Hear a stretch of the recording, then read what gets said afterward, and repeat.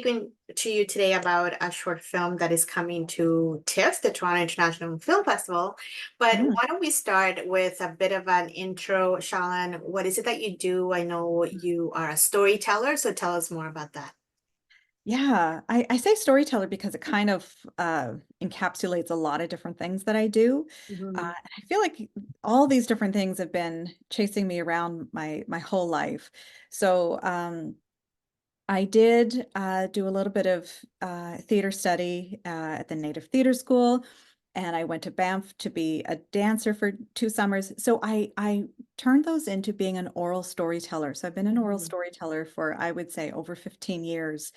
Um, but I'm also a published poet. Like poetry is one of the things that meant a lot to me. And then I became a podcast producer. So every so often I'll make a podcast because I love being able to like get people to listen to our stories and conversations and ideas.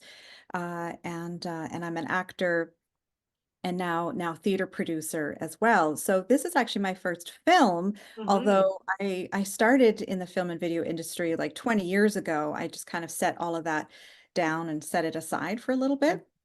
So yeah, when I say I'm a storyteller, it kind of encapsulates a lot of things, but I'm also an ecologist. Yes. Um, so really what I'm trying to do is I'm trying to tell stories that share Mi'kmaq, like old new indigenous stories and teachings, but also ecological stories and teachings. So Mhm. those are some of my favorite things to weave together. Right. And I understand you're also completing a PhD right now at Dalhousie, which connects to how you maybe informs your storytelling techniques as well, would you say? Right. Yes.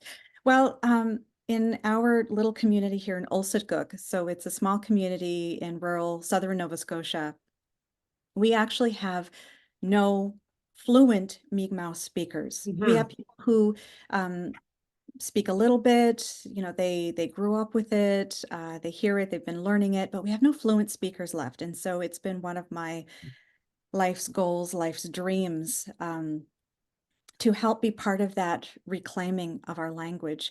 And also through our language, I know that I can see and understand more ecological Mi'kmaq cultural worldview. Yes. And so I have turned that love, curiosity, passion into research, and turn that into a PhD. Yeah. Yeah, that's great. And I think it's important to also people understand that we live in this place known as Canada, but there are elders that are, passing on that are not necessarily able to teach Mm, all the young people the traditional language. So I think mhm. it's good to kind of have that as part of the conversation. So you mentioned that this is your first filmmaking project. So how did this begin in terms of the idea and the way that telling it in a visual form? Although it's sort of a beautiful soundscape too, but you know, Right. Yeah. how did that idea come about and kind of developing it? Uh, it's funny when I think about myself coming back into the film world. I think of myself coming in it as a writer because Mhm. I've been a storyteller and a writer. I didn't think of myself as a director, but what happened was that a few years ago, I just had this feeling like I wanted to try film, but I thought, well, what I would be is I would be the screenwriter. So I have ideas for features. Then I thought, well, I'll start with something more manageable to make sure that I know what it is that I want to do or can do. And I called up my friend, another filmmaker, Ashley Mackenzie, and I was talking to her. I said, well, it would be nice to try my hand at writing something for film. And I was asking her advice about like how do you go find people to work with and directors and she said, well, I think you should be the director of your own vision. And I said, well, I'm not a director. And she said, okay, well, why don't you just talk about a small project that you can imagine? Like, what would you want to work on? Mhm. And so I said, well, one of my ideas for something short is I said I wrote a poem years ago that was about sweetgrass picking, and it's in my last poetry book. Yes. And I said, I can actually imagine uh, retelling that moment through film, actually. So I love to go sweetgrass picking. It's one of the things that I do on the land that is that that is very calming to me, but it's also so joyous in that I get to be part of the landscape in this beautiful way. I feel, that sense of, reciprocity where I know that I'm not doing harm to the land by gathering this sweetgrass. Mhm. And um, and uh and so I thought, well, how could I re-envision this story from what I painted this picture using words, but now what would I want to see and hear? And it was getting me really excited, all that, like, this possibility. Yes. So I was telling Ashley, well, I really like to do it from the grass's perspective. Like, what does it look like with the humans coming in, and that the grass is there at the beginning and the end? Because, like I wonder what the earth feels when humans come in, but with good intention to Right. collect from the earth. So I was talking about these things, and then after a while, she said, "Okay, Shalan, well, you sound like a director, so I think give it a try." Mhm. So it's funny how a lot of times, like, we don't really give ourselves enough credit. We don't think that we can do something because it's new or different, or it seems really um mystifying, Yes. this world of being a director. I didn't go to college, to learn how to be a director. But yet, some of these skills that I have, or these things that I've worked on for the last 20 years, are actually, like, transferable, from being a storyteller and a theater creator and a poet. Yeah. Yeah. That's so lovely because it's true. Because I mean, this is a short film. I think it should be seen on a very big screen because it's a really big experience. But it does sort of, I would agree that it kind of does calm you down too. Mhm. Even in those 5 minutes, right? Because you're on the ground, literally, we're on the ground. And Yeah. then I feel the wind and I hear all of what's going on, right? Yeah. With the children and the adults in the scene that we don't necessarily see their faces, but we're seeing their hands and the Yeah. interaction with the sweet grass. So Yes. um That's what maybe I wanted. yeah. And maybe you can talk a little bit about, once you were able to, now that you realize, okay, you're going to direct your own version of this poem, what was it like did you have a vision that it was going to be that much into nature itself? Because we're really put in that Mhm. space. Yeah, I guess that was my idea from the very beginning, is that I wanted to see and feel this experience from the grass's perspective, from the ground. And I guess that's it. Like, as an ecologist, I wonder so often, what is it like, in the moments before the humans pass through this part of the forest or the shore, and how long does it take for the birds and the little critters to get back to their business, as the Mhm. humans are passing through. And so I guess it was always that vision of that I wanted to be able to. So that's what I described to the cinematographer that I was looking for. So Mhm. he understood what I was saying, what I was describing. Mhm. So then he got these beautiful shots. And so he was always, like, low in the grass so that we could, and that's what it's like when I'm low in the grass. That's the Right. other thing, is that in the poem I talk about, like, being, like, pushing through the grass. And that's some of my favorite feeling sensations, is that when I'm picking grass, I'm not, like, hovered over it. I actually just descend. Mhm. And I say, like, eyeing up blades, because they're not all sweetgrass. It's a mix of different types of grasses, so you have to know Yeah. your sweetgrass. And and so as you pluck and you smell, and it's just so enjoyable, but then it's just so quiet, like you're in your own world because all this grass is around you. And and then you wonder, okay, well, how is the other person making out who I've come to collect sweetgrass with? And so you kind of, like, stand and you look over, and all you can see is, like, the top of their head, in amongst the grass. And so I wanted to recreate that. I wanted to, like, show people what that feels like, where you know, that it's almost like the humans like disappear into the grass because that's what it's like. So I really enjoyed this challenge and this idea of what are the images of the experience that will help translate or share this experience with people. And it's not just the visuals, it's also the sound. And Yes. so it was actually Ashley herself who, you know, she decided to just help me out. It was something that she was able to do is work with me on layering those sounds to make sure that we heard everything, but that every scene had its own and different quality of wind, you know, so that you could feel that it was this story that was happening.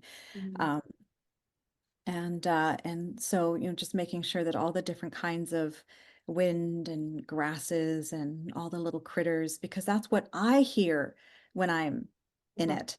You know, that I hear all the little critters and all of a sudden there'll be a sound of a bird and you kind of look up to see, you know, who's that? And so I wanted people to be able to hear that too. I made the rough cut. I edited it to a piece of music. So, Mhm. you know, hence that Interesting. exact length. So I'm very inspired by music. Music is one of the things that helps get me into this other world of what I'm feeling and sensing and what I want to share. Sometimes I write my poetry or even some of my monologues. Some of the other things that I write, sometimes I write to the sound of music. Mhm. And it was just getting me into the right space. So I edited it to some music, but then I took the music out because then I just wanted everybody to hear the complex sounds of nature to be able to transport them into that place with me. Right. And yeah, and Ashley did such a great job to like add more sounds and find the sounds that we needed to be able to really create that similar feeling to when we're out collecting sweetgrass. Yeah, I will say, I mean, it's such, to me, that's part of my favorite aspects of that film, in that, Yeah. you know, like when I was in it, I was in it. And then as it's ending, I still felt like I was a little bit in it. You know, it's almost like Mm. similar to the effects of where you feel like you're being in a body of water and you still feel after, you know, Yeah. that sensation. So I really appreciated the soundscaping. It's a total, to me, that's the sound poetry part of it, of the film, Yeah, if that makes sense to yeah, you. yeah, that's right. And actually, now that you just mentioned a few minutes ago that it'll be great to see it on the big screen. I've never seen it on the big screen Oh, yet. wow. So, I so know, kind of right? this, like the world premiere, that's the first time that I'll be able to like experience it in this gigantic way. And it'll be interesting to see how that feels like, you know, what's similar or different from actually being in the sweetgrass around For you. But sure. uh, yeah, I'm kind of nervous about it, but really excited. I think it'll be exciting nonetheless. Yeah. I Yeah. do love films sometimes that don't have a lot of scoring, like music scoring, and you just kind of Yeah. feel the environment. So Yeah. depending, you know, it just brings us in to a different state of mind, which I Yeah. think, Right. yeah, I think it's a neat thing of being in a cinema that way. That's Yeah. kind of cool. I wanted to ask you about the word Welikmau, which Yeah. is, you know, what it means and how that is what you really wanted to convey to us in the film. Yeah. Yeah. Such a Welima'q means it smells good in Mhm. English. And so when TIFF was asking for the English translation. And so I said, it smells good. And for a brief moment, they were going to put that in, you know, in In the program, brackets. it smells good. I went, "Oh, wait, it smells good is such an odd title for a short film. That's not actually where I want to head with, Mhm. with the film, but I do with the word Welima'q because there's a few things going on. One is that just like what we were talking about, the soundscape is that when I'm out sweetgrass picking, I'm kind of in my world by myself.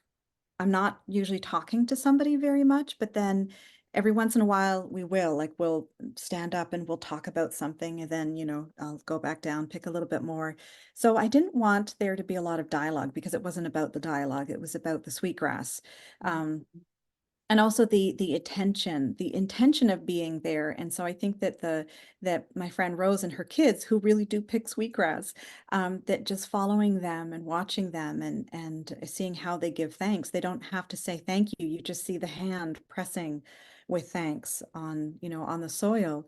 And And so the other thing that Rose and I do, so Rose was the woman, Eabit, in the short film. Rose and I are actually language learners together. Right. So we've been practicing language, the Mi'kmaq language together for years.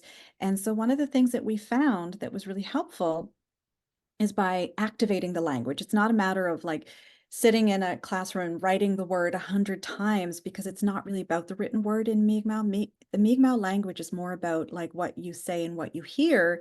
It's still Mm, really primarily an oral language. And right.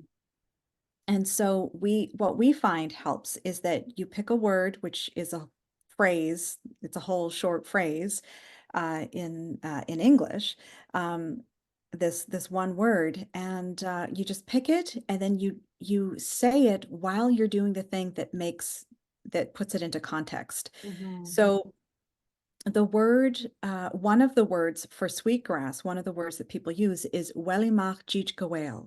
which the root of it is it smells good. So kind of like the things that are smelling good. Yes. So Welima'q is sweetgrass. But all we wanted to work on, that day also was just Welima. It smells good. Mm-hmm. And so it's this thanking of the grass, because that's why our ancestors have chosen it and have been using and honoring it for thousands of years probably, is because of that medicine, that odor that's in the grass. And so that is what brings us to collect it, to harvest it, to bring it home and braid it and Mm-hmm. gift it and smudge with it. And so by us activating the word Welima'q, you smell it and you say Welima'q, then we're activating that word, and we don't have to memorize that word anymore. It's just like after you say it and you do the action, it's just part of you. So the next time, that we go sweetgrass picking and that we smell it, we all of a sudden want to say Welima'q. And so Mm-hmm. that's what Rose was teaching her kids. So I didn't need a lot of dialogue in this. I wanted to show the landscape, and how much can be conveyed in that, silence between the people, but that if there's only one word that is said, let it be that. Mm-hmm. I love that it doesn't come early on either, No. right? Which that's what I was saying. Like I was left like, oh, like it's almost like I know what he means, like even I could appreciate what he meant because of the sensations Ah, that lead perfect. towards that part. And, Perfect. you Yeah. know, and I mean, and I say that because I know short films are not easy to make, and also like putting a lot of context and feelings into less than 6 minutes is it's a lot of work. So I kind of wanted to ask you, did you ever have anything longer, or was it because you had that piece of music attached to it at first that it was always going to be a short? Uh, you're right. I could have made it longer. I I mean, wasn't it really. doesn't necessarily have to be the other way. I'm just curious. Yeah. No, no. It's kind of funny to think about that. It was never much longer. I think that it was maybe a little bit because of the music, but also just because as a poet, I know what it's like to like have all these thoughts, feelings, ingredients, and see how you can make it succinct. Right. Here's the sensation. Hmm. And so I went into the edit with, okay, I want to see blades of grass and this in the sun. And when I felt like, okay, now I need to shift it. And I think it was the poet in me actually. Hmm. And okay, now I want to shift, and now I want to see this, and now I want to see the humans. Yeah. And so I just, that first rough cut was generally about the length that it is. Hmm. And it was just going by sensation, because I could have put that music on loop, and like Yeah. just kept editing it Right. longer. But I think that it was just the sensation of following along of what felt rhythmically the right length. And maybe that's the poetic nature of it. Hmm. And it Yeah. ties really well with your role as storytelling because Right. you were going from one, I guess, format Yeah. and another, right? Yeah. Yeah. So that is very cool.